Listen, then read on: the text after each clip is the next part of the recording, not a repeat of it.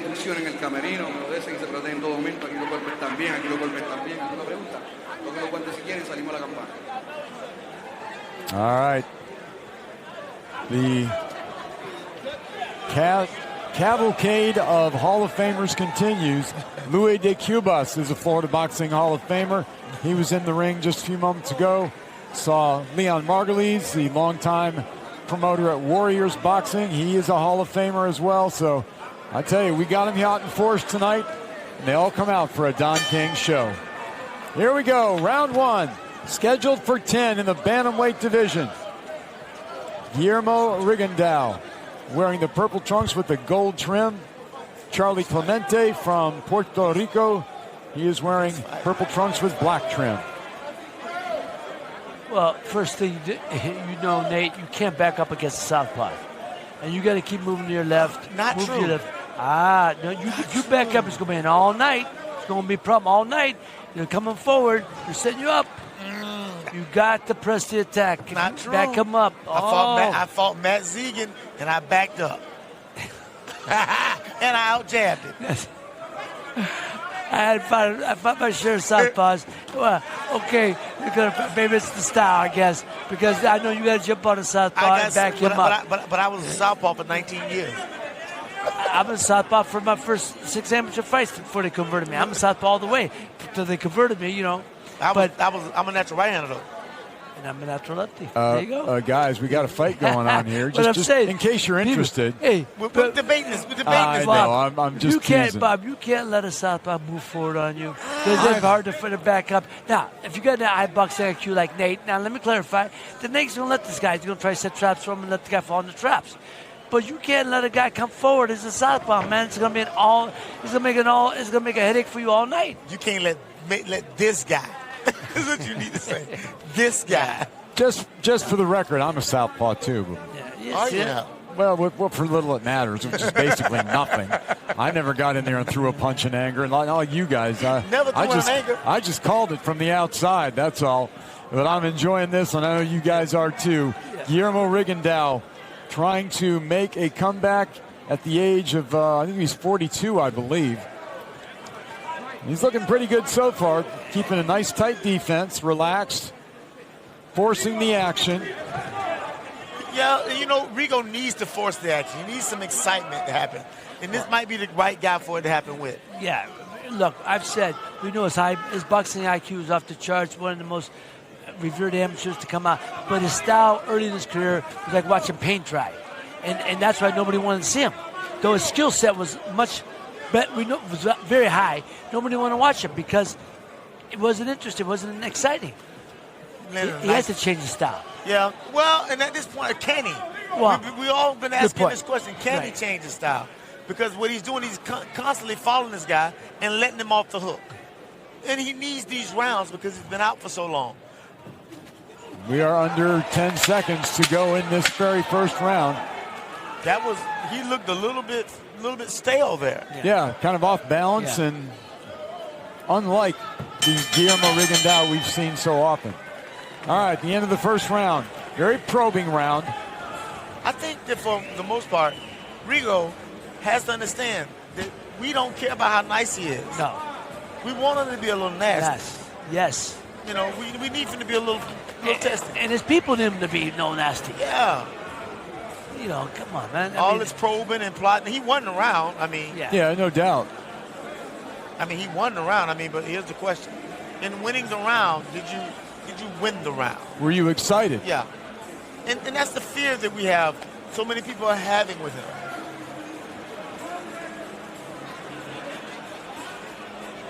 As you can see, he's not getting hit with anything. And Clemente was being very respectful of Rigondeaux. Right there it is, right there. He looked almost stale, like he froze out there on the limb.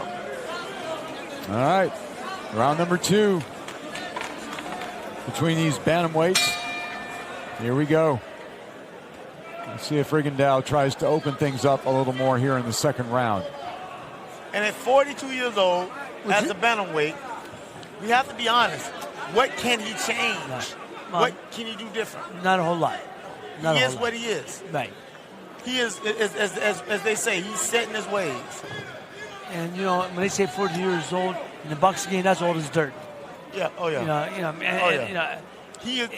When God said let there be light, he hit the switch. Well, I mean, 3/4 of his wins are by knockout, 14 KOs and 21 wins. But you just don't think of Rigo as a puncher. No. Because he sets it all up so beautifully, and a lot of guys don't get it. I'm okay with it. Winky Wright taught me how to look at fighters by watching him fight, and Rigo's doing some good boxing. Yeah, no, he is. He's a technician. I appreciate it. As a boxer, I appreciate what he brings to the table. But is he going to make the paying fan excited to see him? That's the point. Unless he turns on the juice. No. And we don't know how much juice he got left. I would rather, like you say, a lot of, well, not I would, but a lot of guys are like, I would rather watch paint dry. Yes. Rigo tying up with Clemente there. And Rigo threw an uppercut, like a half-assed uppercut that missed him. A mile. Yeah, exactly. Not by a little, by a lot. He throws that left hand, he throws it clean and sharp. Straight. He just threw it just then and it looked like he was stamping a letter. Right. Charlie Clemente with a big opportunity here. But so far, he's not made the most of it. Because he's too respectful. Very much so. Very much so. If I was Clemente, I'd come out, man, I'd be shooting out of both hip pockets. That's right. I'd be loading, I'd be hitting Rigo everywhere but under his feet. That's exactly right. I'd be hitting him in every hip. I'd make that cup and necktie. Yeah. It's just. Yeah, Rigondeaux using that jab, again, just as a probing punch. Like Clemente knocked Rigondeaux off balance. I don't think he was hurt, though. No, he was off balance. But there you get that 42. Everything Rigo does, we scrutinize at 42. Yes, yes, I understand. And you know what? I've been critical of this guy for a long time. I don't know. I'm sure he's a lovely gentleman. I'm just talking about, man, as a fighter, come on. It's the pro game, baby. It's the pro game. I see Ramon Garbe over. I think Ramon Garbe. That's Ramon Garbe over I think you're right, Nate. Ramon Garbe, probably the most decorated Cuban amateur of all time. Impressive fighter. All right, that's the end of round number 2. Yeah. Ramon Garbe. Rigondeaux raises his hands, but not getting a big reception from the crowd for his fight so far. Well, no. Well, he's the fight you kind of just watch. He's respected. He's respected. Very much. But there's other guys that are beloved. Yes, Ramon Garbe was never champion, but he was beloved. He missed the uppercut. That was the uppercut he missed. He missed it. He threw it from the parking lot. Yeah, that's some wrestling going on there. He's listening to some stuff out of the corner, but then this kid knocked him off balance, landed some good shots. But at the end, that was the only combination he landed. Yeah. So I'd expect if I was in Clemente's corner, I'd be telling him, get out there and attack. You've got an opportunity here to do something extraordinary. You got a group of Cuban guys screaming instructions to Rigondeaux. And he's in the corner when his opponent comes to meet him. See, now why would Clemente come in and just stop short? Why would he switch? Because they don't know no better. He was doing fine already. He's back. He's back. Well, with everything that Rigondeaux has seen in his amateur and pro career, I don't think trying to turn southpaw is going to do anything to throw him off. No, he's seen everything and anything. Just do what you're going to do, man, and be done with it. Just fight him. Be the best right-hander you can be. Right. Hit him. I'd have been hitting him. What's this? El Chaco? I'd have been hitting all the time. See, Clemente looks like he wants to let something go. He just doesn't do it. That feint, he don't know what he's going to do. He's afraid. And he lands when he throws every now and then. I don't know if Rigondeaux's hurting him or not. He switched again. Well, he's a younger fighter. He might have an advantage in hand speed, but again, we're just not seeing his hands going up. What you mean, scratching his nose, hand speed? Because he definitely ain't throwing no punches. Nah, he ain't doing nothing. But this is the fight we expected. That's right. I would agree. Halfway through round number 3, Rigondeaux in control. Still trying to land something with a little bit of juice behind it. And the truth of the matter is, you wouldn't know if Rigondeaux had lost a step or not because he fights in this measured pace the whole time. He's always fought this way. Right. So if he loses a step, when would you know? You got to beat him. Beautifully defensive. Yeah, Clemente had a chance there to throw some punches and just didn't get the job done. He got hit with 3 shots. Under a minute to go in round number 3. Rigondeaux continues to control the action. Using his jab, again, more of a probing, kind of pawing kind of jab. It's not stiff. He's following more than he's cutting off. That's why the fight is still going. He is sinking that left hand to the body, though. He tries the left hand to the body. You're right, Nate. That left, we can talk all we want. When he throws that left hand straight and it lands hands wherever it lands, it is really hard. No, he throws a good left hand. No, yeah, we're not disputing that when he throws it. I'm not saying he can pull the trigger, but and he can pull the trigger still, evidently. A little bit. But we don't know if he can. We don't know if he can pull the trigger if he was still if somebody put some pressure on him. Right. All right, that's going to be the end of round number 3. Rigondeaux, he's not winning these rounds impressively, but he's just winning these rounds. Well, he's just not getting enough competition from Clemente. Clemente's just not letting his hands go, and he's not trying to win the fight. It looks like he's just got way too much respect for Rigondeaux. You get Rigondeaux with a shot there and miss with every other, but then that was the only shot he landed, probably. Right. Then Rigo started to throw these. There it is. He throws this shot here. They get tied up. But Rigo let us. Well, the art of infighting is gone here, man. These guys have no clue what infighting is. No, they don't. I don't care what they say. I was the last one to do it right. Why not? Because I had OGs like yourself to watch. Mike McCallum.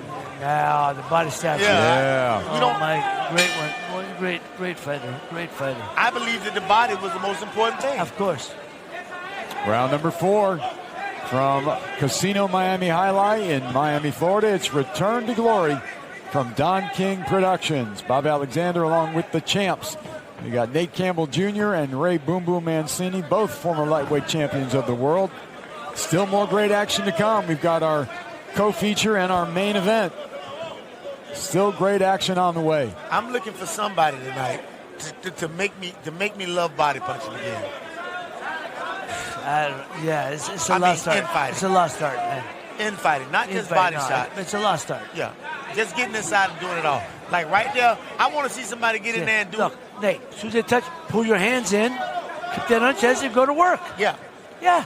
Reach around the elbow, then go to the middle, then come back out. Pull your hands in. Now they're content just sitting there waiting for the referee to break them up. That's so amateurish. That's what I'm talking about. They don't know the pro game yet, man. They both landing good shots here. Under 2 minutes to go in round number 4. This one's scheduled for 10. Rigo landed a very good body shot, but he got hit with a sweeping hook in place of it.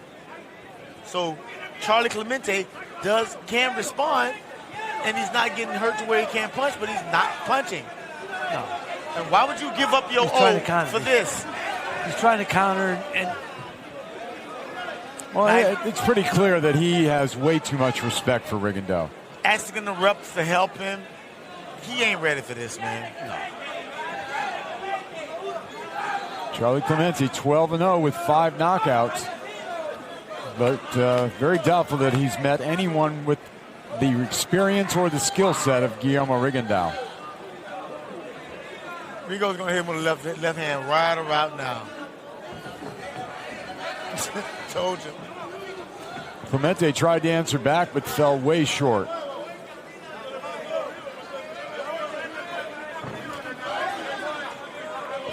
Clemente has no idea what to do with him on either side. He's just running away. Rigondeaux going to the body very effectively. Another good body shot by the former champion. Now he tries to go up to the head, comes a little short.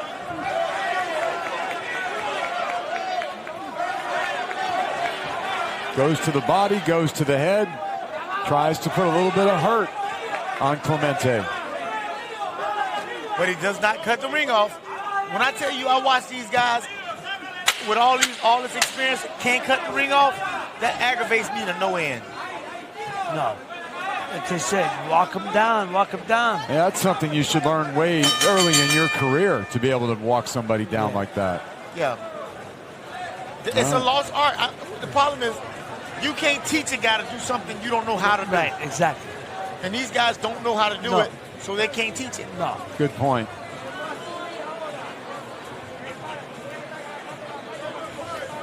Here you get some replay action. Yeah. Rigo throwing that left hand. He was humming that left hand.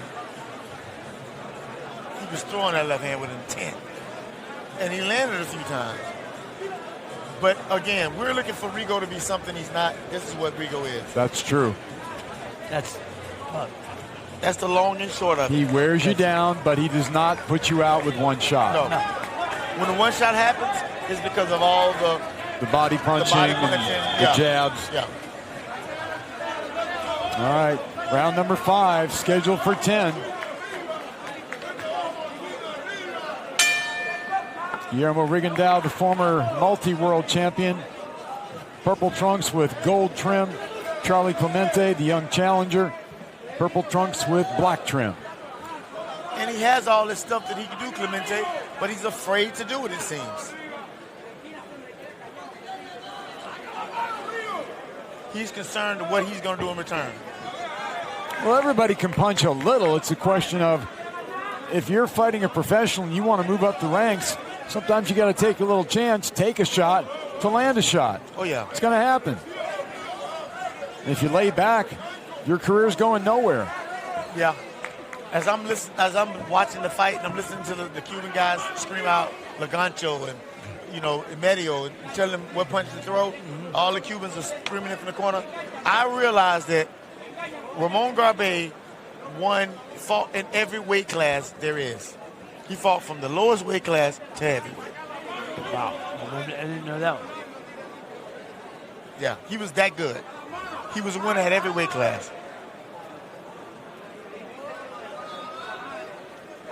Under 2 minutes to go in round number 5. And the fight just continues its pace.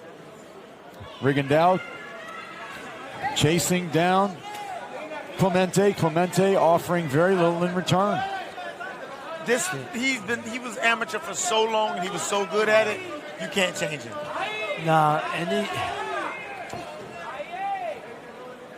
he cares about points more than stoppages. Well, and a lot of folks thought the same thing about a guy like Mark Breland. He was an amazing amateur champion for a lot of years, and then he went to the pros, and it didn't translate as nearly as well. Why? He was champion in 2 divisions. But he did win the title. True, he did win a world title. No, he won that. But he won 50. Was it champion at 47? 47. But people were thinking more along the lines. The world title, he won a belt at 54. People were thinking more along the lines of Sugar Ray Robinson, when for he came in, he Breland. was a highly regarded American amateur, and Mark not only a hell of a fighter, real good guy, of course. But I think, you only have so many fights in you, whether amateur or pro. Right. And I think he had so many amateur fights with him that his pro career was short. Well, 210-1.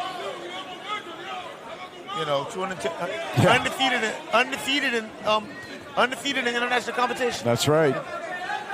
So, and he was champion in an era when there was a great champions there. Yes. Oh, yeah. There was a good left hand by Rigondeaux. Charlie Clemente is content to hold and not throw any punches. But the thing about it is, Clemente's not landing anything, and Rigondeaux's only landing every now and then. And we got 5 more rounds of this. Yeah. I don't see anything changing. No. Well, we knew what this was going to be. Yeah, it's pretty much the fight that we thought. And but the sad part about it, if Rigo wants to make any money, make any noise, he gonna have to do something a little different. Well, I don't know if he knows how. Well, and Charlie Clemente, I've been saying it all night. He's got a golden opportunity in front of him, but he's not taking advantage of it. I would rather go out on my shield than to go out like this. I agree. Get out there and try something. Just take a chance. In the mortal words of Bill Gonzalez, not a corner's begging. Now your corner's begging. Please, right. Baby, come on. Come on, Charlie, baby, come on. And he's doing it with a Spanish accent. Come on, hermano. You know, it's sad. You can't, when your corner's got having to beg you to work, this ain't the job for you, baby. No. All right, we move into the second half of this scheduled 10-round bout. Round number 6. Charlie Clemente taking on the multi-world champion, Guillermo Rigondeaux. If you look at Guillermo and look at Charlie Clemente seems to be the bigger man. Why not use that in your favor? Well, who knows what kind of legs that Rigo has left at his age. I mean, we don't know because he hasn't been tested. We would dang sure find out. And we would. He would let some thunder go. I'm talking about Clemente. We'd find out what Guillermo has left. But he's just not doing it. It's almost like one guy scared, the other guy glad about it. Exactly. You paint a perfect picture, Nate. Why ain't he been fighting this way? One punch at a time, though. One punch at a time. And not much on it. Well, it was everything he bought. That's what he had on it, everything he bought. Both of them flat-footed, feet pointed, improper direction. Nobody punching nobody. Yeah, unfortunately, it's just not a real interesting fight so far. We're just keeping it honest.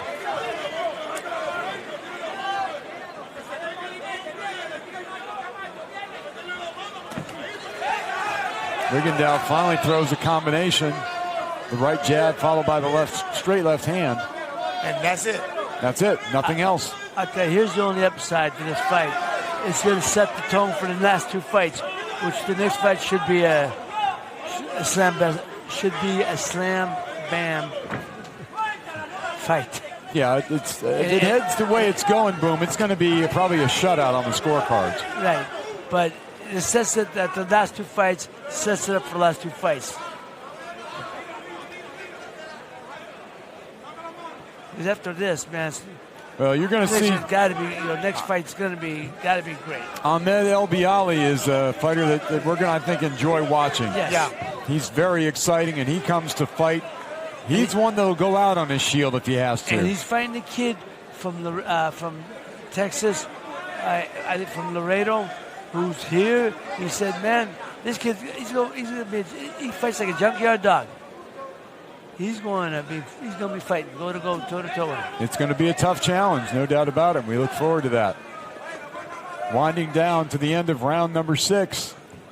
The pattern continues. Rigo doing the chasing, a little bit of punching. Clemente doing the running, and virtually no punching. 6 rounds to 0, Rigo. Yeah, absolutely. And that's why people have a hard time with Rigo. Because he wins every round, but Jesus Christ, he wins them this way. Not in exciting fashion. You got people getting up, buying. You got people getting up. Get 2 drinks over here, please. I know, man. Of course, the next fight filled with expectations of action, with El Bialy taking on Gomez. In our main event, of course, Adrian Broner, the big comeback. He's got all kinds of interesting possibilities right in front of him now that he's joined forces with the great Don King. Bill Hutchinson wants to remove all that.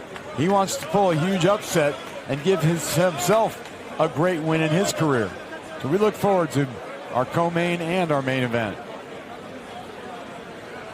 Well, we're definitely looking forward to more punches being thrown. Yeah, more competition.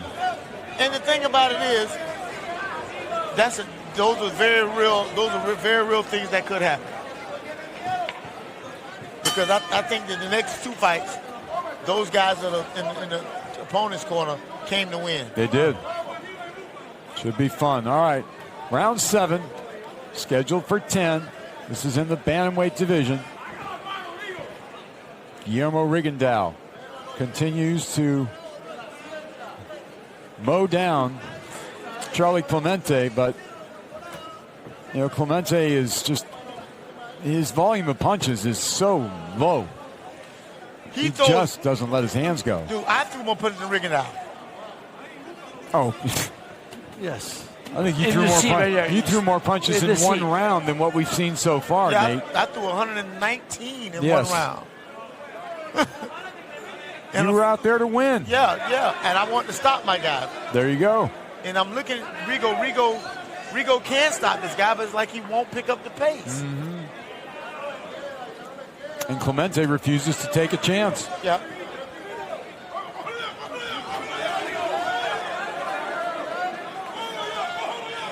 I'd rather run out of gas punching. Well, and as Ray said, be carried out on your shield. You're going to get more respect than going through something like this. Yeah. It's the cure for insomnia, man. Good body shot. Rigo tries the big left hand.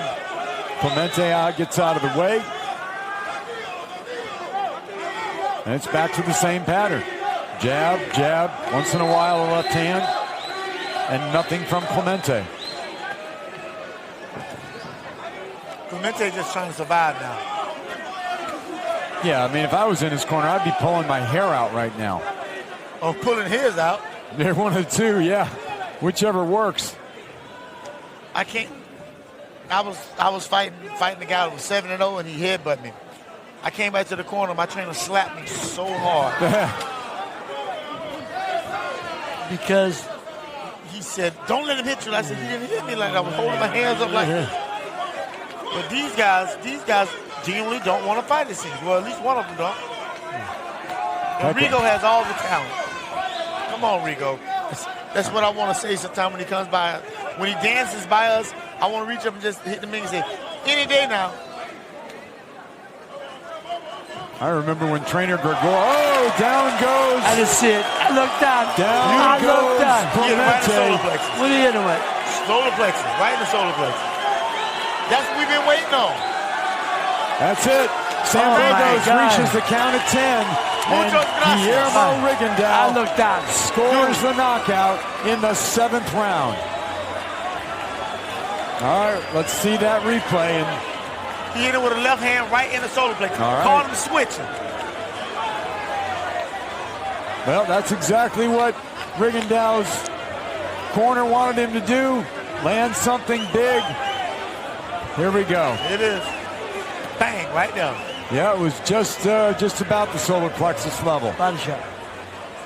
And I hear him over in the corner saying, "I was trying to get to work." Well, there's no doubt it was a great body shot that finished the fight for Clemente, who now loses his first fight as a professional. I'm happy that he finished it this way. It was the climax of it all. We needed this. I was going to say right before the knockout, I remember when trainer Gregorio Benitez was in the corner of the great Wilfred Benitez, and they were fighting against Harold Weston from New York. And in the 12th round, Gregorio Benitez went and slapped his son and said, "Get moving." Slapped him. I mean, Yeah. really slapped him. Yeah. That motivated him, and he went on to win big in that fight. Yeah, we are in a place with this man that's not so young and Rigondeaux. He needs to look impressive every time he fights. He can't be the plain old by the numbers guy no more. He got to get a little ugly. Well, he did there, and he made it an ugly night for Charlie Clemente. Clemente has doubled over right over our heads here. That shot hurt. He's hurt, that's for sure. So His lip is trembling up over us. Rigondeaux moves his record to 22-3 with 15 knockouts, and Charlie Clemente falls to 12-1, his first loss as a professional. He'll rebound from this. You know, this is a good learning experience from him. All right, looks like we are just about set for the time of the knockout. Let's head up to ring announcer J.D. Lyons. Ladies and gentlemen, we have the time. 2 minutes, 47 seconds, round number 7. And your winner by a knockout, Guillermo